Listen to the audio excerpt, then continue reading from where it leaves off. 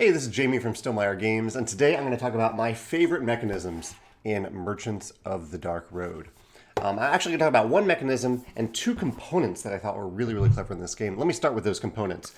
One component that's a little hard to show is that there is a wheel in this game that turns to determine kind of the value of a few different things that you can gather, and the wheel is magnetic. A lot of times with wheels and dials, you'll see little plastic clasps. That's what we use typically in Stonemaier Games products, if each player has like a dial, like in the new Libertalian game. However, I really like that Merchants of the Dark Road uses a magnet to adhere that dial to the board. It just feels good. It's really satisfying to have it snap onto the board. So if you have probably a single dial on your board, I think a magnet is a great way to go. It can get a little pricey if you try to do that with multiple wheels or dials, but with a single one, I think it's worth the cost. The other component that I can easily show you that wowed me throughout the game is the idea that you're gathering these tokens, and I'll show you this side of the tokens. You're gathering tokens like this throughout the game to gather. It's like little set collection things. So you're gathering some of these to give to the queen. You're gathering these to sell to some of the people that you're attracting to yourself. They're just little items that you're gathering.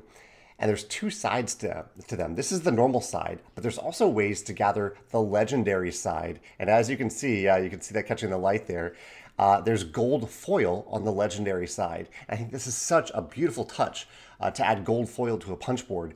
And especially given the theme of this, these are meant to be special versions of the items, and they certainly look and feel special because of that gold foil. I thought that was really clever.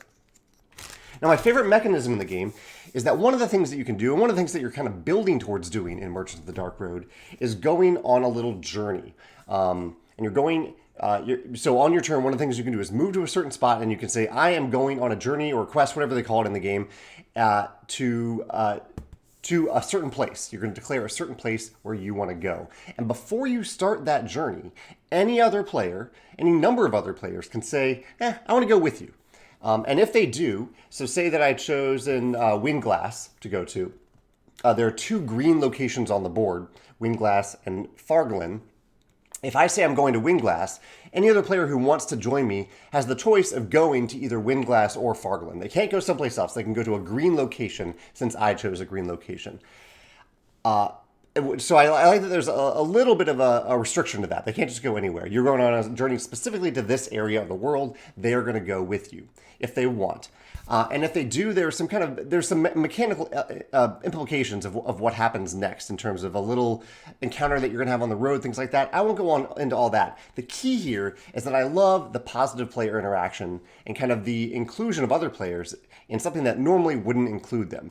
You are doing something on your turn. You're going on a journey, going on a quest, and other players are saying, "I want to join you. I want to do that. I want to do this extra thing.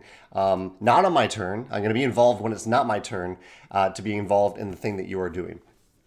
I love little moments of positive player interaction like this in games, and I think Merchants of the Dark Road does it really well by including other players in that little journey, or the option at least to go with other players on that journey when it's not even their turn.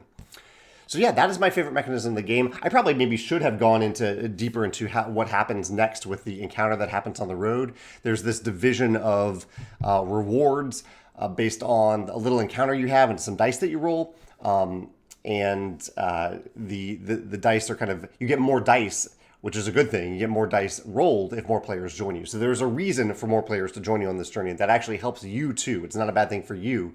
It's a good thing for you if other players join you. But I also like the reverse of it, how it positively impacts other players whenever you go on a journey if they choose to join you. So yeah, that is my favorite mechanism in Merchants of the Dark Road. It's not collaborative. It's not cooperative. It's just a moment of positive player interaction that I really like. If you can think of any other game that does something like that, or another game that uses gold foil in a way to make things feel special, feel free to let me know in the comments below. I'd love to hear from you. Thanks.